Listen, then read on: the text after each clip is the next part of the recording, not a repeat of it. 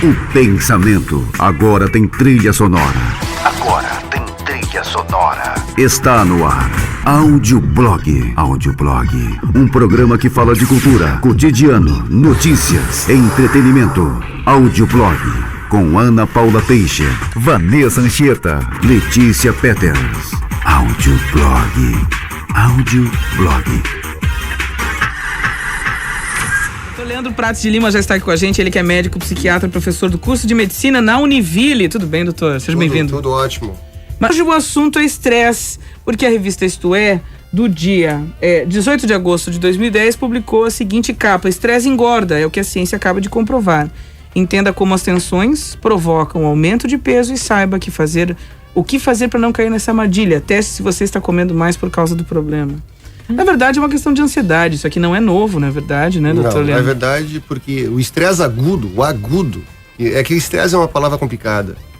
Porque a gente colocar estresse como patologia... E tem muitos desdobramentos, né? Porque na verdade a gente usa mais em psiquiatria estressores, entendeu? Estressor, não como estresse como uma doença. Na verdade só existe uma doença com o nome estresse, chamada transtorno de estresse pós-traumático.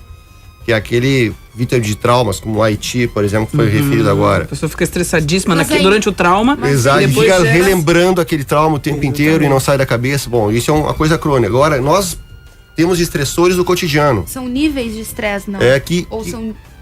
Fatores estressores. Gatilhos, exatamente, que pode nos deixar exatamente com sintomas psiquiátricos, como ansiedade, como privação do sono, como depressão, entendeu? E todos eles podem aumentar o cortisol, que tá aqui na reportagem. Muito bem. Entendeu? Aumentando o cortisol, o que acontece? É a mesma coisa, alguém já tomou um corticoide aqui? Eu já. Sabe que o que acontece? Incha. A pessoa porque exatamente como tu fala na reportagem, priva o hipotálamo de algumas alterações que ele provoca. O que o hipotálamo controla? Controla o metabolismo da pessoa. O corticoide, ele se conecta num receptor, que até colocaram aqui, que é o receptor Y, como se fosse uma novidade, mas é velho pra chuchu. É que as revistas precisam vender, doutor. Elas estão vendendo notícia, tem que vender. Olha, o Instituto Nacional de Saúde dos Estados Unidos destinou no ano passado 37 milhões de dólares para pesquisas sobre comportamentos associados ao aumento de peso. Claro, uma nação de gordinhos, eles têm que se preocupar, né? Até porque é uma questão de saúde pública. O objetivo para encontrar a solução para a epidemia de obesidade, que já atinge cerca de 400 milhões de pessoas no mundo.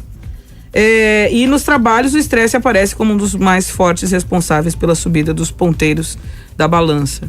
Eu acho que a gente não pode deixar de considerar que a vida pós-moderna também trouxe algumas acomodações no comportamento, no cotidiano. Eu vejo o doutor Leandro sempre andando ali, perto do Prince, ali na Autobem, ou seja, ele vai andando pro consultório, porque ele precisa fazer exercício. Em algum momento do dia a gente precisa dar uma caminhadinha, pelo menos, né? E a gente, e carro, e tudo elétrico, e botões e controle remoto, deixou a gente muito sedentário.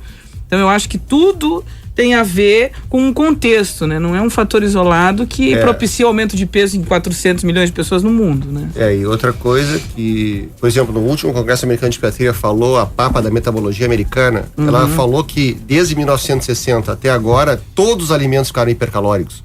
Um pedaço de pizza em 1960 tinha 70 calorias, hoje tem 140.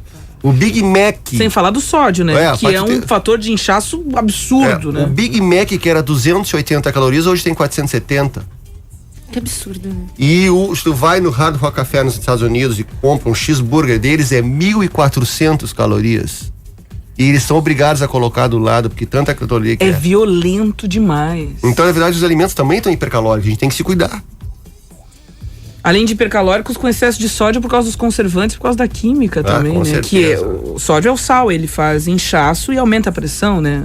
A hipertensão também deve ser algo galopante, né? Se a gente começar a considerar, deve ser um outro fator galopante na saúde mundial, né?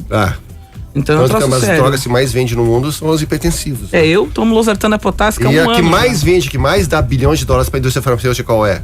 São as estatinas pro colesterol. Que coisa interessante. Olha, uma pesquisa feita pela Universidade de Rochester, nos Estados Unidos, ou Rochester, para quem preferir, constatou que o estresse vivido em uma fase de demissões de uma empresa aumentou a procura por comidas ricas em gordura e calorias nas máquinas onde eram vendidas. As pessoas são demitidas com meio deprê se estressam e acabam comendo gordurinhas. As mulheres em TPM às vezes comem gordura, né? Interessante, elas ficam atacadas, né? Tá aqui na reportagem, a verdade, a comida, ela é ansiolítica. Uma amiga que teve um AVC há algum tempo atrás, em 2006, e tava com o lado inteiro do direito paralisado, foi só tomar é antitrombolítico que chama? Trombolítico. Só foi tomar o trombolítico, coisa de 10 minutos, voltou ao normal, voltou a falar, você vê, porque na verdade ela teve um atendimento muito rápido, né? Você tem que atender no máximo 3 horas. O antiagregante plaquetário, que pode ser também. Também. Então, essas medicações para AVC, elas são poderosíssimas, e se realmente a pessoa for atendida rapidamente, pode ter um resultado muito positivo. Porque o Dr. Leandro, para mim, é sempre uma novidade boa e ruim ao mesmo tempo. Boa no sentido do esclarecimento e ruim no sentido de que a gente constata que as pessoas estão no ritmo cotidiano, né? Nessa coisa do dia a dia, elas estão ficando cada vez mais estressadas e a gente fica se perguntando constantemente até que ponto isso vale a pena. Até que ponto isso vale a pena, né? Porque, como eu estava falando, ele que tem consciência caminha todos os dias até o trabalho, né? Ele toma o seu vinhozinho, ele tem o seu momento para relaxar, porque ele estuda sobre isso, ele sabe o valor disso. Mas muitos, às vezes, não sabem. O senhor podia falar um pouquinho sobre esse comportamento saudável, às vezes tirar um tempo para si, como isso é relevante, isso não é conversa de consultório, isso é sério mesmo, é uma questão de saúde mesmo. Bom, primeiro sugeriria que a pessoa começasse uma frase positiva durante o dia. Uma frase positiva já dispara milhões de células nervosas numa área do cérebro que é coisa da agradabilidade. Dizer um bom dia para uma pessoa de uma maneira afetuosa, sorria. Isso já é fantástico pro cérebro. Agora, uma frase negativa também bomba o cérebro. São bilhões de neurônios lá, entendeu? Primeiro é por aí.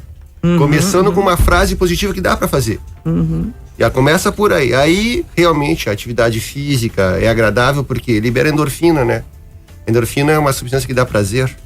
Se não desse ganho de peso, seria fantástico para a saúde. Ele tem algumas flavonoides, tem algumas coisas bem importantes, né? Mas, infelizmente... Ele é calórico. Ele é muito bom por um lado, mas muito ruim por outro. O meio amargo, né? O amargo que é mais saudável. O ao leite tem um açúcar violento, né? O amargo já é mais cacau, só que ele é estimulante também, né? Comer muito chocolate te deixa meio pilhado, meio drogado. Mas é melhor isso do que um outro tipo de droga, do que remédio, do que, né? Dependendo da indicação, da necessidade, né? da pessoa. Agora, né? O senhor é psiquiatra, remédio é só em último caso, né, doutor? Esse negócio de andar tomando remédio que nem tic-tac não funciona também, né? Qualquer coisinha, fluoxetina. Qualquer coisinha, Rivotril. Pô, eu vi uma reportagem na revista Super Interessante que vai ser vendida 2,1 toneladas de Rivotril esse ano no Brasil. Virou droga tic-tac. Mas a Rivotril é a droga mais vendida no Brasil. É impressionante. Exatamente. Em primeiro lugar, antes de existir essas drogas? A pergunta que eu não consigo entender. A pergunta que não quer calar. A pergunta de $1 milhão. Antes de descobrir isso, tomava Lexotan. Mas é que é velha. O Rivotril foi sintetizado em 1960. Não, mas bem antes disso. Lexotan ainda antes. Mas acho que o benzodiazepínico, acho que um dos mais antigos é o como é que é o mais antigo de todos Valium, Não, o Valium é o segundo. O mais antigo é o clorodiazepóxito, o Librium. Agora, Leandro, hoje, essas medicações são chamadas benzodiazepínicos. Tá? Essas medicações que são receituadas com aquela receituário azul que tem aquela tarja preta. Controle. Essas medicações são prescritas hoje em situações específicas da vida cotidiana. Tem início, meio e fim, já no início. Esse negócio de tomar a vida inteira não é assim, meu amor. Primeiro que prejudica muito a working memory, a memória de trabalho. Tu começa a não se concentrar depois das coisas. Igual a maconha. É o que dizem, né? Que a maconha faz. Então, tipo... A maconha é uma das mais perigosas drogas que existem. E tá todo mundo colocando aí como safety drug, como droga segura. Safety drug é o cacete. É mentira isso aí. Mentira, porque as pessoas que eu conheço que fumam maconha estão lesadas. Estão sem memória, não falam coisa com coisa, estão retardadas. Fica bobada. E além disso, uma coisa gravíssima. Absurdo. Áreas endêmicas de maconha se sabe que a esquizofrenia, que é a doença mental mais grave que existe, tem muito maior incidência, porque ela é gatilho para esquizofrenia. Só isso já todo mundo já ia parar de usar. Porque de repente faz uma doença irreversível. Tipo, tem muita gente que diz assim: a cocaína você enxerga coisas, a maconha não é assim. Mentira, mas aí, tipo, a esquizofrenia você enxerga coisas. Então. Não, pior é o seguinte: olha só, a cocaína é uma droga horrível, mas a cocaína não predispõe pra esquizofrenia, a maconha sim. Em que as glândulas suprarrenais liberem o cortisol para que nesse momento ele atue como uma espécie de despertador. O que é o cortisol, afinal de todas as contas, hein? Bom, o cortisol a gente não pode malhar ele, porque ele é fundamental, né? Deixa o bichinho lá. Não, nós temos Deixa que ter cortisol no sangue. Se a gente, por Só exemplo, não pode ter demais. a demasia com qualquer outra coisa do organismo pode ser. Por exemplo, o cortisol pode nos salvar uma vida, né? Numa situação, entendeu? De alerta. Entendeu? Pô, cortisol. Rapidez de tomada de decisão. Tudo. Quando a gente tá sendo assaltado, o que aumenta na hora? Cortisol, né? Com certeza. É ele que faz adrenalina, então. É, claro, tudo tem a ver com o cortisol, porque a suprarrenal, que é a glândula que também fabrica o cortisol, fabrica o que também? Adrenalina. Por isso que a losartana potássica, que controla a pressão, age sobre a glândula suprarrenal. Que interessante. Olha só, uma vez, de uma hora pra outra, você tem que ir se desligando quando vai escurecendo o dia, que vai começando a gerar melatonina, aquela coisa toda. Sim, inclusive a melatonina hoje é umas etiologias que sabem da depressão, né? Os novos antidepressivos estão atuando na melatonina. Que interessante, que interessante. Eu tenho perguntinha. A melatonina tem a ver com a depressão também. Que coisa fantástica. Então dormir é um processo, né, doutor? Dormir é fantástico. Tem que... Não, dormir é uma coisa...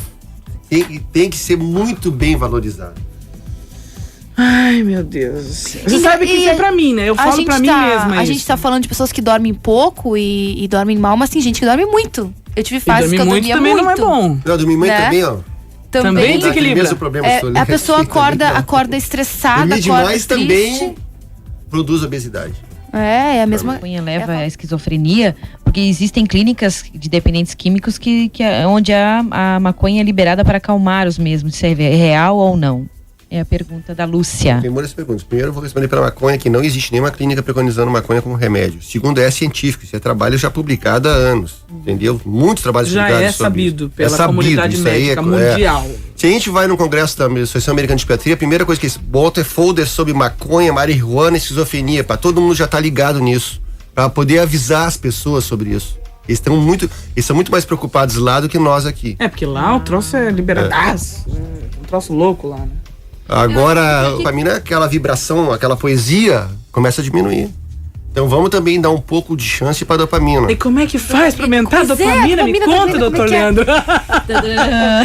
Atividade física. Ajuda muito na dopamina. Também ajuda na dopamina. Só estamos falando da serotonina aqui, peraí, mas a dopamina é importante. E realmente essa coisa de caminhar, você já viu, você vai caminhando, olhando as florzinhas, de repente você começa a ouvir o pássaro, de repente você começa a perceber o céu. Falei pra Ana tem muito hoje, disso, né? Tem, e também tem outro Você nós tem não podemos uma também. sensação de Pertencimento. não, de que cumpriu alguma coisa. De que cumpriu uma tarefa. Depois que você faz exercício físico, você tem a impressão assim de que fez algo missão bom. Cumprida. A missão cumprida. Você tem essa sensação. Agora, fazer uma coisa boa por outra pessoa também ajuda muito. Entendeu? Ah, é verdade. Uma sim, boa sim, ação sim. é muito gratificante pro cérebro. Tá vendo aí? Caraca. Doutores.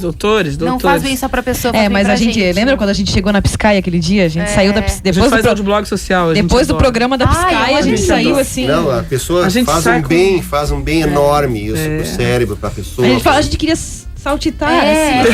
Vamos comemorar, vamos sair. Tem um ditado que diz, né? Se você tem problemas, ajude alguém. Teu problema desaparece na hora. É só se encontrar alguém com problema maior, por exemplo. Você já vê que a coisa não é bem assim, que você já se sente até grato pelo seu problema, né? Aqui com a gente mais uma vez, foi um prazer. Muito legal, Um abraço muito bom. para todos os ouvintes. Beleza, vamos encerrando o audioblog exatamente no horário. Adoro fazer isso. Obrigada pela audiência de todos vocês. Nós voltamos segunda-feira. Até mais. Bom Tchau. final de semana. Você ouviu Audioblog. Um programa que é a trilha sonora do pensamento. Uma hora de pura expressão da cultura, do cotidiano, da notícia e do entretenimento de Joinville, do Brasil e do mundo. Audioblog com Ana Paula Teixeira, Vanessa Anchieta, Letícia Peters. Programação musical J. Allen. Audioblog.